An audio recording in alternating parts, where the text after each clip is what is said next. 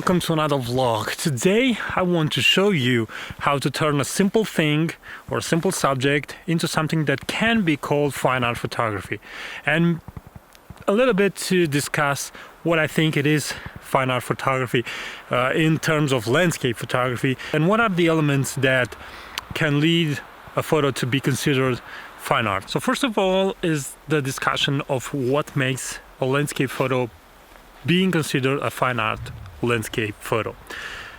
It can be the framing, the subject type, the light that you're choosing, the settings you are using, the editing, if or not you are printing the photo, the paper you are printing the photo. What is the element that makes a photo to be considered a fine art landscape photography?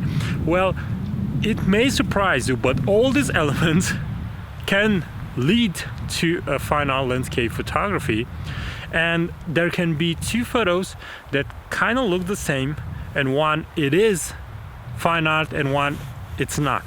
So it's not something that you can put your finger on and say these are the 3 things or 5 things that you can do to have your photos being considered fine art. So there is no such thing. So that is why I will try to show you, for example, how I will try to create a photo that can be seen as a fine art. Not necessarily. For example, you may see it as a fine art, I may see it as a fine art, but other persons may look at it and say, that's not fine art. So for some persons, fine art means, for example, only nude photos. Landscape photography can never be fine art photography for some people. So you need to understand that this is something that relates to the person that is watching. Sometimes choosing strange subjects or strange ways to portray an idea can lead to fine art photography. Not always. If you're photographing a paper bag or a plastic bag on the head of your model, not always this will generate a fine art photography, but in some occasions, thinking differently or thinking out of the box or presenting a photo that usually people are not used to see can lead to fine art photography. And in terms of landscape photography, the easiest way for your photo to have a chance of leveraging itself to the state of fine art is to present it in black and white. I don't think that the black and white choice gives the image this chance of being a fine art. But this is happening because the first photographers that were considered to be fine art photographers or fine art landscape photographers are photographers that use black and white, because that was the medium back then. So I think it's something that it's kind of deep in our conscious, and we are thinking through patterns and through things that already happened. But it is what it is. We can't change it. We can't change how people think or how people look at photography. But black and white photography, for example, you can have a photo. Okay, you can have a photo that it's a simple landscape photo. It's a beautiful landscape photo, but it's just landscape photo. If you know how to properly edit it in black and white, and you print it and you frame it properly, that photo can become fine art landscape photography. So that is why I'm saying that you can't put the finger on. You can't say these are the methods that you need to do or the things that you need to do to achieve this status of fine art landscape photographer. It's more a matter of style, of being consistent with your subjects, framings. This is also another thing. You may have a photo that can be considered a fine art photo, but in the end you need to be considered a fine art photographer. And to be a fine art photographer, it's a whole other level. First of all, you need to create a broad work. You need to create much more photos that have the same quality, that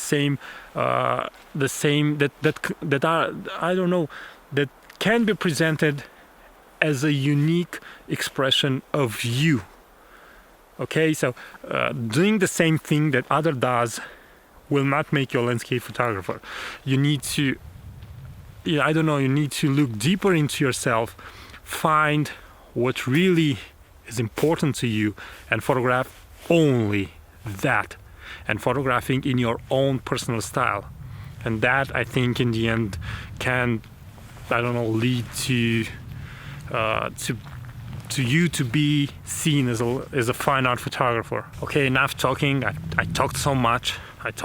In the beginning of this video, but I didn't knew exactly how to portray or how to explain this concept, because it is a concept that I think that we can discuss for hours and days, and I'm trying to kind of present a few ideas in just a few minutes. So let's try and create a photo and show you the stages that I go through, and see if in the end we manage to create a photo that can be seen as a fine art landscape photo. My choice of lens for this photo shoot is the 24-105 f4L lens from Canon.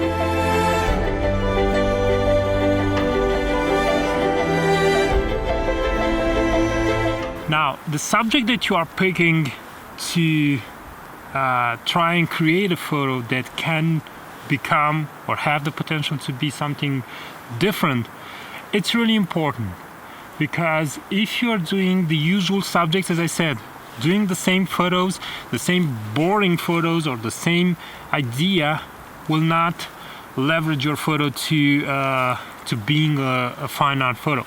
Now, in terms of technique, you are going to use a technique that it's already been used. You're not going to be the creator of something unique. You need to understand that. You are going to be trapped in that. It's very difficult to, I don't know, come and invent something totally different. So you're going to do something that already has been done, but you need to do it in your way. You need to pick subjects that are your type of subjects. I don't know if I'm succeeding in making myself clear, but I have to admit it's a much more philosophical vlog that you are used to see from me, but I'm trying to express an idea. In the end, all your struggle may be for nothing. In the end, your photos may be just good or very good landscape photos, but maybe they will never be considered fine art. It's sometimes having a really important fine art photographer saying that your work is fine art, it's sufficient. There are so many elements that are connected to this concept of fine art that is why it's that difficult for me to capture it all. So let's try for now. Let's try and find the subject. Let's try and do something, and let's see what is happening, what I'm managing to produce.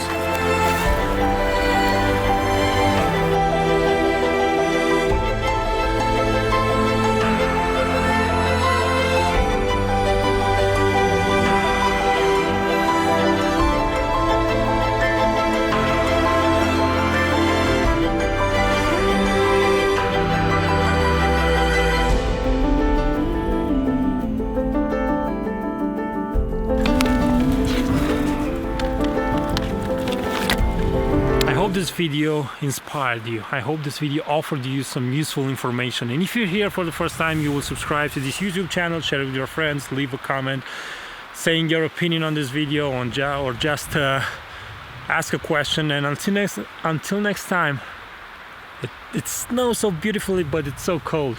Until next time, keep on photographing. It's the only way that you can get better. Thanks for watching, and bye bye.